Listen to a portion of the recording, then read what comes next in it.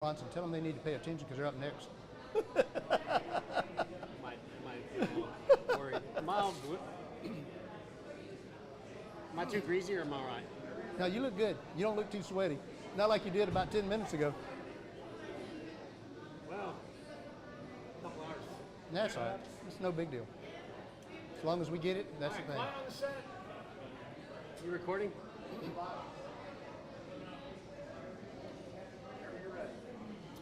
Do we need to get them to quieter? Cliff, I'm really happy to be here. 30 years at TGSA. 30 years, I tell you what, I'm loving every minute of it. I have from the very beginning. Back in 1988 is when we formed up the TGSA. Prior to that, in 1987, there was two organizations here. Both of them were sharing the resources, and it just wasn't working out very well. It was the TSA and the GSA, and I would venture to say that there was the two organizations weren't getting along very well. So the United States Surfing Federation, which was the governing body for all amateur surfing at the time, came in here in 1987 and held the U.S. Surfing Championships out here at the seawall in front of the Holiday Inn. And during that time, they had a meeting, and they had the representatives from both the TSA and the GSA come in and talk about their organizations and everything. And they had decided at the end of the meeting that what needed to be done was that both organizations needed to form into one organization because the resources just weren't here, for two organizations to operate in the same area at the same time. And so that's why, at that point, myself and some others drew up the paperwork, the bylaws and constitution, and I was asked to go to Hawaii in 1988, where the U.S. Surfing Championships were for that year, and present the papers to the United States Surfing Federation board meeting, and for their review to see if we were going to be accepted as one organization instead of two. That's how we got the name TGSA. Texas Surfing Association, Gulf Surfing Association. We put the two together and came up with Texas Gulf Surfing Association. I remember my first contest year. I missed one event, but at the end of the year, I got second to Chico. And y'all used to send out newsletters. Right. At the end of the year, you gave me a very nice compliment. You called me a dynamic surfer. And that really, it just gave me chills just now remembering it, because when you're young and you're coming up and you're trying to surf as best you can, you don't really know how others are perceiving you. What I've noticed is the more you see video of yourself, the more I'm my own worst critic. So to get a nice compliment, that inspired me to keep going, because I think that was my first year in GSA. Yeah. Maybe it was 85 or 6. That would have been 85 or 86. GSA ran from about 82 to 87 until we combined the two.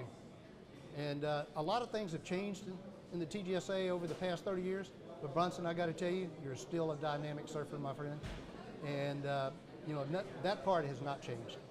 So what we've seen over the years has been varying participation from different age levels. We had the U.S. Championships here. We had Tommy Kern here. We had Kelly Slater here. We did. We sure did. World champions competing in our home turf when they used to rotate. And what I've noticed lately is that the kids that are coming up now have gotten really good really fast. They have. Hey! Can't hear over you guys. It's one of the things that over the years has taken place that I am really proud of. The competition level from back whenever we first started the organization up to this point has changed so much. All of these guys sitting behind me back here that are all on the All-Star team, they're all fantastic surfers, and it's like you mentioned earlier, they seem to progress a lot quicker now, and that has a lot to do with how our organization has evolved from 1988 up to present. So you've been certified as a ASP judge, or? I was certified. We have here in Texas, we have 3 ASP certified judges: myself, Pat Kelly, and Glenn Marissi. So you guys know what good surfing is when you see it. We absolutely do. Over the years, I was privileged to be able to be the head judge for the United States Surfing Federation for a period of about 12 years. And I head judged on the East Coast, the West Coast. I even head judged in Hawaii one year. And you know, whenever you go to all those different places, especially places like Hawaii, you see a lot of good surfing and a lot of great waves. And yeah, it's been a big improvement, you know, since back in 1988. So we've had a lot of success over the years. I never personally had success on the national level. I did go on and challenge myself in Hawaii, but as far as competition goes, it was kind of here in Texas, and then I did some events in Hawaii and you know, made some placements and advanced through some heats. But a lot of people have actually won national championships from TGSA. They absolutely have. Some of the ones I can think of right off my head. Kevin Tansey won longboard, one of the divisions in longboard. John Ovey won one of the divisions in longboard. Oh gosh, who else? I don't know. It's hard for me to remember. Cody, we've had Morgan. You know, yeah, Morgan definitely has, and you know, I'm hoping that we'll see that again. I really believe that what helped our competitors back whenever this U.S. Surfing Championships used to be on a rotation, whenever it comes to your home turf, it gives you a better opportunity to advance further and to be able to showcase your talents in your local area. And to me, that's what, you know, that gives the locals a better chance to actually reach that pinnacle of being the champion in their division. You know, I think that home turf advantage is a great thing for our competitors. It's a great thing for any competitor in their hometown because they're able to just be relaxed, be at home, be with family. Absolutely. You're not on an unfamiliar stage. I want to tell you a quick story. I entered an event in Venice Beach. I was staying in Imperial Beach, so we used my friend's address in Imperial Beach, and I entered as a California guy. I made it all the way to the final, and I mean, there was like 16 rounds. I mean, 16 heats in the first round, so I had to go through like 6 heats. Grueling competition. And it was small surf, but I had a great event. I just kept getting the waves, and when right before they announced, I think I got third. Matter of fact, I'm pretty sure that trophy's on a little special place in my house. But right before they announced my name, my buddy went up there and said, yeah, that's Mike Hilliard's from Houston, Texas. And so, I mean, the whole time they're announcing 6th place, 5th place, 4th place, and they said, and 3rd place from Houston, Texas. You can hear a pin drop. I'm sure that was a shock to a lot of people on the West Coast. Yeah, well, I didn't want to tip my hat. Right. You know, I felt like not necessarily putting that out there right. could be in my benefit in a small event. You know, when you're on the national stage, everybody knows where you come from. Yeah, they do. You got to represent your area, and I always represent Texas. I mean, I got a Houston Astros paint job on my surfboard, so you know, I go out to Hawaii and hard not to, yeah. Kind of hard not to know where I'm from, but I want to hear more from your perspective of where we're heading and what we need to do to, you know, I'd love to see more of our competitors that are my age and older, you know, come back and surf more. You know,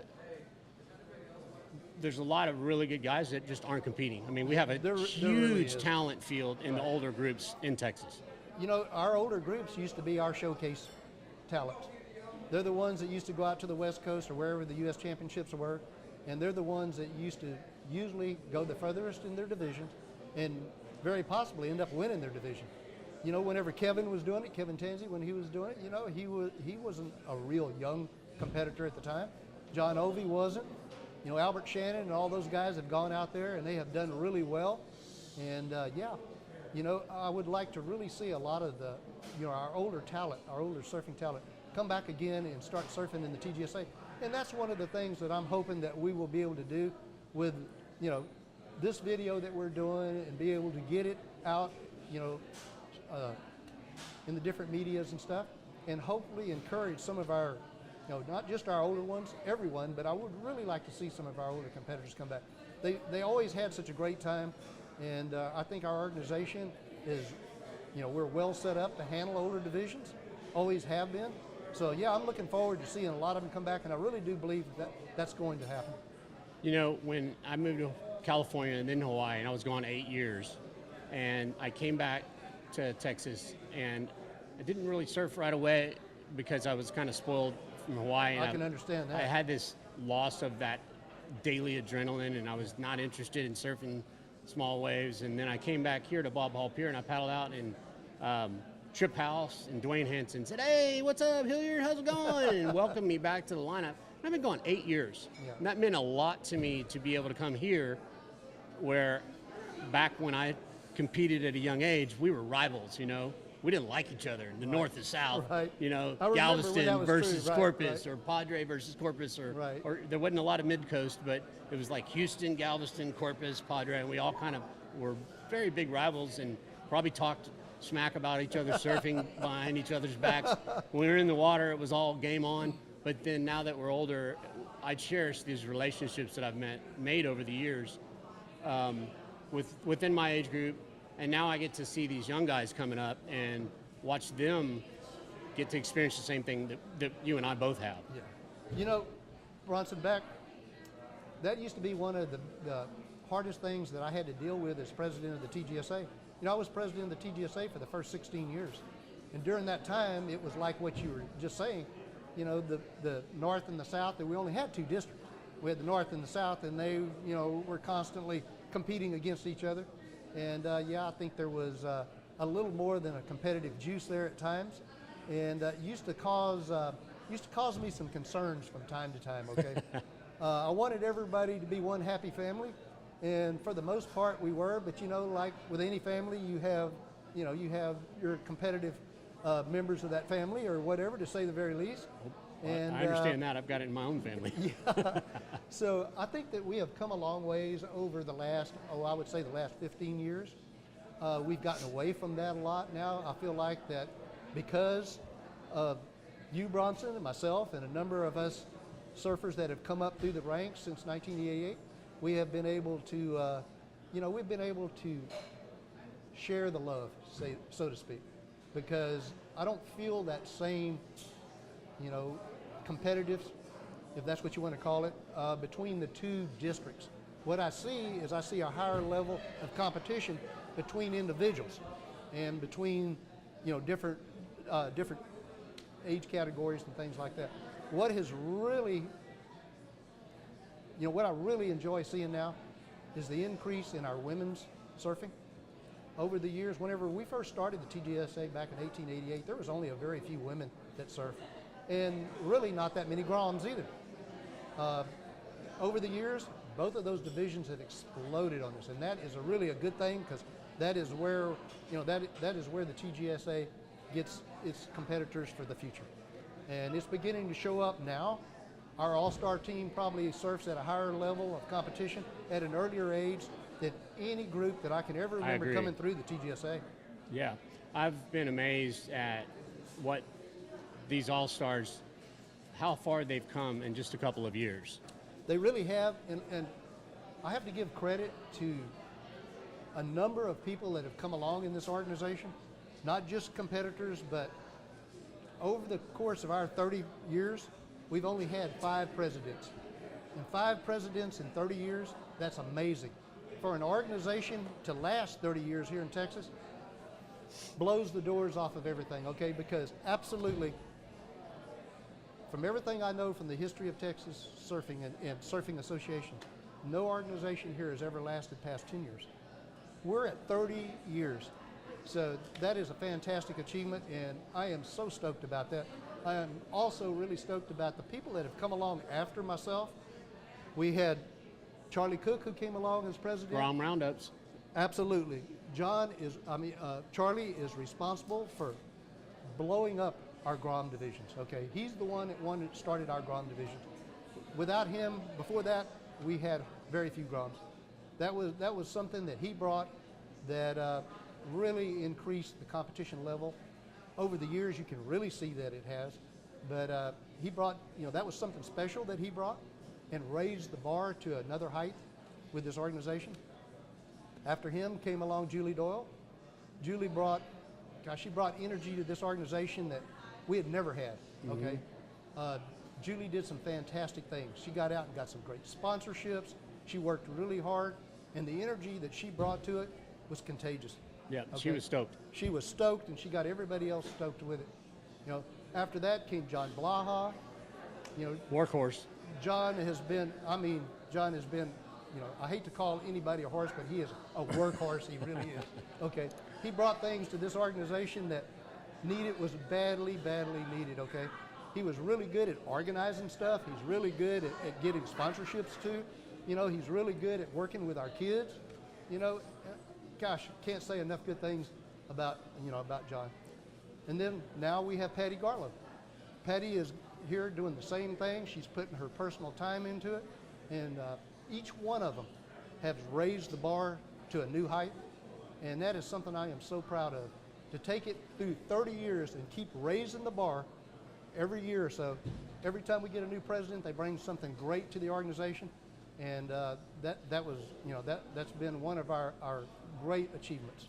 I agree with you, and I also want to say that having your perspective that has been there all along, a lot of times you'll raise issues that none of us have thought about because you've experienced so much already. Right. You've seen the tactics that we may not anticipate, or just making sure that we don't put ourselves in a bad position over an issue that we might get excited about, but whoa, hold on, let's temper that. Yeah. But I think you're really right about what's changed about the organization is that now that family feeling that I felt years later, I feel every time I go to an event now. And you know, I'm hoping that all of our competitors feel the same thing. And this organization belongs to our younger competitors. As this moves forward into the future, hopefully all of them are going to feel that same feeling that you and I have felt through the years, the feeling of it being one big family. And that's what the TGSA is. It's one big family. We have more family participation now than we ever had back whenever we first started. And that's helped foster that feeling. And to me, that's what's going to carry us forward, and hopefully we're going to have our future leaders, the next presidents, vice presidents, board members, that's going to rise up out of this group and keep this organization going. And hopefully it's going to last, another 30 years. I hope it does. That is my dream, that it does. And that would make me so happy to know that. Well, I think you've laid the foundation for that to happen.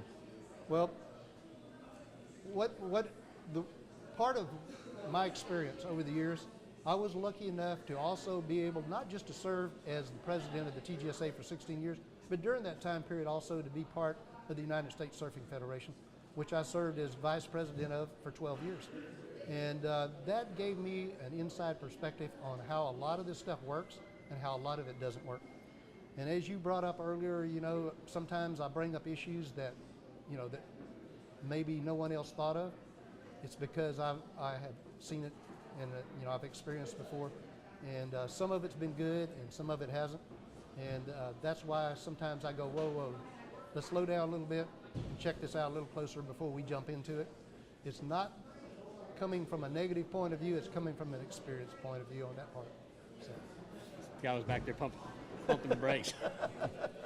Cliff, what would you like to see these younger all-stars work on as far as, when I was growing up, we didn't train. We didn't have any strength training, we just surfed. Right. But we didn't have coaches. We had video. That was the best coach I've ever had, is watching myself. First time I saw myself surf on film, it was actually Super 8 film, and I looked like a scarecrow. And I was like, oh my God, this is horrible. I got to fix that. And there's some habits I've never fixed that are still there that I don't like when I see on camera. But having the coaches and these kids doing strength training and kind of mentally preparing themselves, instead of just showing up, what can you advise them to do to kind of take it to the next level? Look, my experience as being head judge gives me an insight to what I'm seeing whenever I watch these kids surf in their respective divisions. And, it all boils back, if you want to win, you want to be really good in your division, radical maneuvers, critical section of the wave, speed, power, and flow. If you can do all of those things and meet the criteria, then you're going to get good scores. Now, doing them better than the guy sitting next to you in the water is the competitive part of it. And so for kids to go out, and right now, it seems to me like the competitive level is really, really high already. So what I would say is go out, not only be competitive, but have fun while you're doing it. Because if you're having fun while you're doing it, then you're going to get better. Anything that you go out and you do and you don't have fun at, you're not going to stick with it, and you are absolutely not going to be as competitive as you could be. But having fun doing it, to me, that's the main thing. Don't be so competitive that it takes the fun issue out of it. That's great advice right there. Yeah, love that. Love that. I know that just to respond to that point, I've been in heats where I got a 9.5 at the beginning of the heat, but I fell at the end of the wave. Right. And so I was all mad at myself. I paddled back out. The only thing I remember was falling at the end. Right. I forgot about all the other good stuff I did before I fell. I paddled back out and I pouted, and I got my second wave after the buzzer, and didn't advance with a 9.5. It's like all you needed was a 1 or 2. You're right. So you got to shake it off and yeah, have fun. And if you fall or mess up, just keep going. Yeah, it's really important, the way the judging system's set up now with your 2 high scores, you have to have that second wave, okay? If you go out and you get, like you said, a 9, you got to have something to back it up with. Doesn't matter if you go out on that second wave and you get a 2 or a 3, that's better than a 0, which is what you're going to get for that if you don't get at least something. So I would advise all competitors when they go out, absolutely, you got to have your 2 waves. If you get out there and time's running out, it doesn't matter when it comes to the second wave. Just jump up and ride something. Because if you get a 1, it's better than none. Yep. You can lose with a heat with a 0, and you can win a heat with a 1. You absolutely can. You know, a lot of times they're that close. It doesn't seem like it's that important, but it is. Yeah. You know, so yeah, when you have 2 scores to add together, you're going to get a higher score than if you just have the 1. So yeah. 1 plus 1 equals 2. It's important to do that. Another thing I'd like to stress also is whenever you're riding your wave, when the judges are watching you ride a wave and you've done some great maneuvers, be sure you're completing your maneuvers all the way, and at the end of your ride, rather than falling off, do a smooth kick out. It frames your ride. Okay, it's like putting a frame around your ride. And judges see that, and that does make a difference. A judge who sits there and watches you and you get an 8, but then at the very end of the ride, you cruise out to the end and just fall off your board. You know, that you could have impressed that judge better by kicking out. Get a smooth kick out. Another thing I see competitors do, they get mad at their ride and they go, you know, or they guilty as charged. Make no gestures whatsoever unless you're claiming a tube or you're claiming a great ride. If you're not happy with your ride, don't telegraph it to the judges. You know, because judges are watching it. They're people. They see it. You know, they're human. They go, yeah, he wasn't happy with it, so why should I be happy with it? That's a good point. So, yeah. Yeah, sometimes we don't know that we've actually done better than we thought we did. Right. And sometimes we do worse than we thought we did. Absolutely. I remember I came up on the pier one time and said, "Did you see my last wave?" And you said, "Yeah, I saw it." It wasn't that good. I'm like, right. All right, I'm going to go back to the bait house now. Yep. The one thing about competing is whenever you go out and you compete, there's going to be days when you think you won and you don't, and it's going to be upsetting to you. There's going to be days when you go out and you think you didn't win and you do. It all seems to level out, okay? It's the nature of our judging system. Anytime you have a subjective judging system, then you're going to have little quirks in there, and it's just part of the game. I've been a head judge for the TGSA for 30 years, from day one to now, okay? I hear all kinds of things. People come up to me and go, really? You know, you guys didn't see that? I go, yeah, we saw it. Only problem was the guy sitting next to him did better. You know, so you think you won the heat, but you can't keep an eye on the other people in your heat the whole time. If you are, then you're not surfing to the top of your ability in your heat. I've tried to tell people that doesn't matter who's in your heat, it matters what you do. That's right. It's in a comparison to what you and the other people in your heat did. Yeah. You know, so on days when you think you really ripped, maybe you did, but maybe you didn't. It depends on what your other competitors did. Maybe they out-ripped you. And over the years, here we've had some really great competitors from other places. We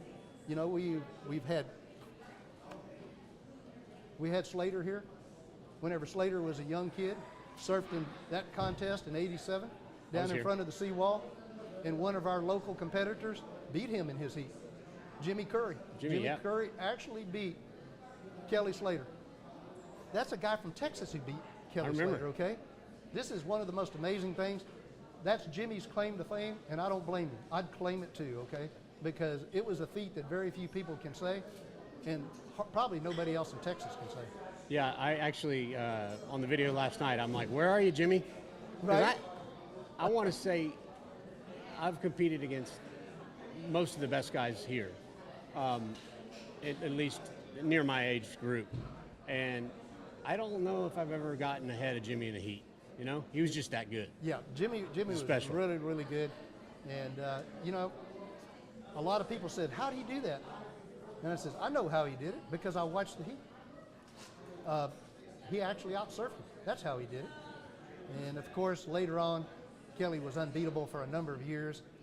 And I won't say unbeatable, but, you know, no one's unbeatable. On any given day, you can beat anyone. And I think that Jimmy probably proved that to all of us, you know, with his victory there. Yeah, you know, the thing is with surfing, like you said, it's subjective, and it's also a chance game. Yes, you can beat someone that's quote unquote better than you if you get better waves than them and you surf those waves as good as you can. And a guy gets a mediocre wave, he might be a more skilled surfer, but you know, you got to pick the right waves, and you also have to surf them to the best of your ability. Every single heat that you go out in, luck plays a big part of it too. You know, if the waves come to you and you happen to get the better waves in the heat and you rip them, then you're probably going to advance out of your heat. But the guy sitting next to you, it may be his day, and he may be getting the better waves, and then he's probably going to advance. Here in Texas, that is more true than probably any place I've ever judged. Here, you can be sitting here, you know, and there can be a 4-foot swell during your heat, and very possibly for 10 minutes of your heat, you don't even get anything that looks like anything above knee or thigh high. You know, and then all of a sudden, maybe 20 feet over from you, you look over and your competitor's taking off on a nice peak, and then all of a sudden the horn blows and you didn't get any of those good waves. You know, that's tough. If you can competitively surf really well here in Texas, then you have a good shot at going just about any place and doing very well, especially in good waves, and that's what, you know, you find in a lot of other places too. That's what I felt like when I traveled. I was able to take how I wanted to surf here and apply that to a real canvas or a real wave. Right. And when you do that, people take notice. You know, they don't care where you're from when you rip. No, that's right. That's exactly right. But they're always surprised to find out if you're from Texas. Yeah. The old story that there's not any surf in Texas, I love that story because we have so many good days here, and you know, everybody knows it that surfs here, and so you kind of sneak up on your competitors when you go somewhere else. If you're in the heat and they see Texas next to your name on the heat sheet, they're not afraid one bit until all of a sudden it's too late. So a number of our competitors have used that camouflage to advance through their heats, and I think it's a great tactic to use. Well, we're going to get these young kids in here in a minute. I think that's a great idea. You got a whole bunch of really hot all-stars to interview here, and I'm looking forward to these guys in the next few years just blowing the lids off of everything. Thank you for all your service, sir. Thank you very much. Appreciate it was my pleasure to come and do this. Thank you. And it's going to be good stuff. And TGSA, 30 years, you betcha. Come on. Go TGSA. All right. Get your microphone. Hey, Rob, let's cut for a second. Cut the recording. Okay, thank you. Thank you.